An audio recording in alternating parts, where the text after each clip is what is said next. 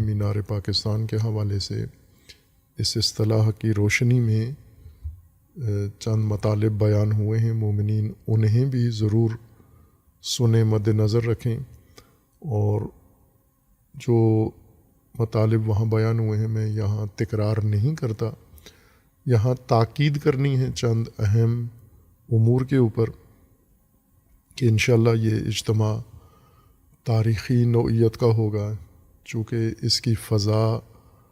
شہید رہبر رحمۃ اللہ علیہ نے ہموار کی ہے، جس طرح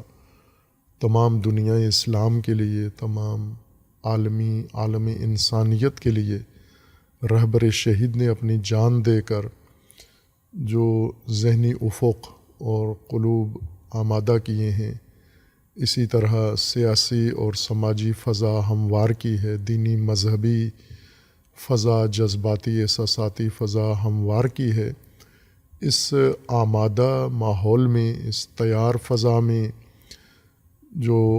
اس وقت مومنین مومنات ہیں ان کا اہم فریضہ بنتا ہے۔ جو فریضہ ہے، واجب ہے 13 جون اجتماع کے لیے مینار پاکستان کے اوپر، اس میں مختلف طبقات، مختلف شخصیات وہ میڈیا کے ذریعے اپنے اظہارات اور بیانات میں باقاعدہ اعلان کریں، کھل کے کہیں کہ وہ اس پروگرام میں شرکت کے لیے، اس اجتماع میں شرکت کے لیے آمادہ ہیں، اور شرکت کے لیے لوگوں کو بھی تیار کریں گے، خود بھی آئیں گے، اور اپنے ساتھ جو بھی حلقہ احباب ہے، حلقہ ارادت ہے، حلقہ آشنائی ہے، حلقہ قرابت ہے، اس سارے حلقہ کو بھی لے کر انشاءاللہ اس اجتماع میں آئیں گے۔ یہ کام ابھی سے شروع ہو جانا چاہیے اپنے طور پر، چونکہ اس وقت ہر پاکستانی میڈیا پر ہے، میڈیا یوزر نہیں ہے بلکہ میڈیا ایکٹیوسٹ ہے اور میڈیا باقاعدہ آپریٹر ہے۔ یعنی جس طرح اپنے اوقات لکھتے ہیں کہ اب ہم میٹنگ کر رہے ہیں، اب ہم جا رہے ہیں، اب ہم آ گئے ہیں، آج ہم فلاں جگہ گئے تھے، اپنے روزمرہ معمولات کو میڈیا پہ بعض لوگ بڑی پابندی کے ساتھ نشر کرتے ہیں، اسی طرح ہر آدمی اپنا جس کا میڈیا پیج ہے اپنے پیج پر اور باقی جو اجتماعی ہیں ان کے اوپر یہ اظہار کریں کہ انشاءاللہ اس وحدت کے اس عملی مظاہرے میں سب کے سب شریک ہوں گے انشاءاللہ۔ اور تیسری چیز جو ضروری ہے وہ عوام کی بھرپور شرکت کو یقینی بنانا ہے۔ عوام آمادہ ہیں، اس میں کوئی شک نہیں ہے، تمام پاکستان کے عوام چونکہ ان کی خواہش ہے، ان کا تقاضا ہے، وہ مدتوں سے یہ منظر دیکھنے کے لیے حسرت کر رہے تھے اور تڑپ رہے تھے، اور آج اللہ نے ان کو یہ موقع دیا ہے، تو عوام تو قطعاً یہ موقع ضائع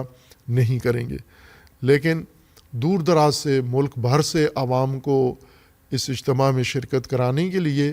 جیسے مہنگائی کا دور ہے اور عوام کے پاس وسائل کی قلت ہوتی ہے، اس لیے تمام علاقوں میں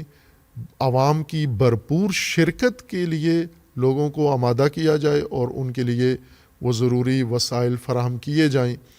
اپنے اپنے علاقے سے، جہاں سے بھی لوگوں نے آنا ہے۔ اور ہماری درخواست، خواہش یہ ہے کہ تمام لوگ آئیں، کوئی گھر میں نہ رہے، یہ نہ ہو کہ محلے کے چند مومنین آ جائیں، باقی اپنی روزگار میں لگے رہیں، بلکہ سارے مومنین آئیں اور اللہ توفیق دے دیگر مومنین کو کہ وہ ان کے لیے یہ سفر کا بندوبست کریں۔ ایک اور بڑا جو اہم فریضہ ہے اس مرحلے میں، اس پروگرام کے لیے، اس اجتماع کے لیے، وہ عوام کا اور تمام طبقات کا مالی تعاون ہے اس کے لیے، اور ایک باقاعدہ مہم شروع کی جائے، البتہ نظم کے ساتھ، چونکہ مالیات میں عموماً خرد برد ہوتی ہے۔ مالیات کا جب وقت آتا ہے تو کچھ لوگ کارکن بن کر لوگوں سے مالیات جمع شروع کر دیتے ہیں اور وہ کھا جاتے ہیں پیسہ عوام کا۔ اس طرح نہ ہو، ہر آدمی کو نہ دیں،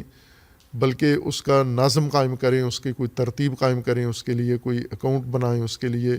نظام بنائیں۔ البتہ یہ پہلے سے ہم نے کہا ہوا تھا یہ بنائیں، لیکن اطلاع نہیں دی گئی ابھی تک ہمیں کہ بنایا ہے یا نہیں، لیکن عوام بھرپور طریقے سے اس میں شرکت کریں۔ آج جامع عروۃ الوثقیٰ نماز جمعہ سے اس عوامی آمادگی کے اظہار کا آغاز ہوا ہے، اور وہ جو ہم نے تجویز دی تھی 100 روپیہ ہر فرد دے، ہر نفر، ہر خاندان کا ہر فرد 100 روپیہ اس میں ڈالے، اور اگر 1/7 جمعیت بھی یہ کام کرتی ہے تو بہت تاریخی اجتماع کے لیے جو ضروری وسائل درکار ہیں وہ سارے انشاءاللہ فراہم کیے جا سکتے ہیں، اور امید ہے کہ انشاءاللہ یہ 100 روپیہ اتنا بڑا بوجھ نہیں ہے ایک فرد کے لیے، جن کا کوئی روزگار نہیں ہے وہ بھی 100 روپیہ دے دیتے ہیں۔ عموماً چائے پی لیتے ہیں دن میں، سگریٹ پی لیتے ہیں، پٹرول اپنا موٹر سائیکل چلا لیتے ہیں، اور کوئی غیر ضروری کام میں موبائل کا بیلنس لے لیتے ہیں۔ مومنین دن بھر اس طرح کے اخراجات کرتے ہیں، اور وہ آپ کے اخراجات کسی عبادت میں شمار نہیں ہوتے، یا شاید بعض تو فضول خرچی میں جاتے ہوں گے، اور یہ جو 100 روپے آپ دیں گے یہ انشاءاللہ آپ کے لیے ایک اجر ذخیرہ ہوگا، اور آپ کے اس تعاون سے ایک بہترین اجتماع منعقد ہوگا۔ البتہ ظاہر 100 روپے کے تعاون سے صرف عوام کو ایک ان کے جذبے کے اظہار کا ذریعہ ہے، لیکن جو خیر مومنین ہیں، مالدار مومنین ہیں، جن کو اللہ تعالیٰ نے توفیق دی ہوئی ہے، اور جو خود کہتے بھی ہیں کہ ہمیں اہل البیت کے صدقے میں اللہ نے نوازا ہے، تو جب وقت آتا ہے اہل البیت کی راہ میں اور رسول اللہ کی راہ میں، قرآن اور اللہ کی راہ میں خرچ کرنے کا، تو دریغ نہیں کیا کریں، کنجوسی نہیں کیا کریں، اللہ نے جو دیا اس کو انفاق کریں اللہ کی راہ میں، اور خصوصاً ایسے مواقع پر کہ جب اجتماعی طور پر کوئی بڑا قدم اٹھایا جا رہا ہو فیصلہ کن، تو اس میں بھرپور طریقے سے شرکت کریں۔ ظاہر ہے اس اجتماع کے مخالفین بھی ہیں، دشمنان بھی ہیں،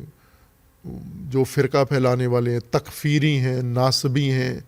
فرقہ باز ہیں، فرقہ ساز ہیں، باقی اور بہت سارے آلودہ طبقات ملک کے اندر موجود ہیں، ہر عنوان سے ہیں۔ ممکن ہے کچھ شیعہ کے نام پر یہ کام کریں، ممکن ہے کچھ سنی کے نام پر یہ کام کریں،